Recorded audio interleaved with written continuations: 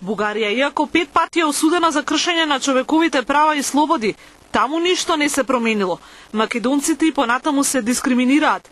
Ова го кажа Јордан Костадинов од Омо Илинден, кој беше гости на денешниот собир на Сдруженијето на македонците од Егејскиот дел на Македонија, по повод 60 години од подпишувањето на Декларацијата за човекови права во Обединетите нации. Бугарија дава препораки да не се води пропаганда спремо Бугарија, а точно Бугарија води пропаганда со сите медии и државници и политици за асимилација на македонците. А Македонија не одговара, не дава отпор на таа пропаганда. Значи тука македонски државници и политици учествуваат и се во поддршка на Бугарија за асимилација на македонците, както во Бугарија, така и тука.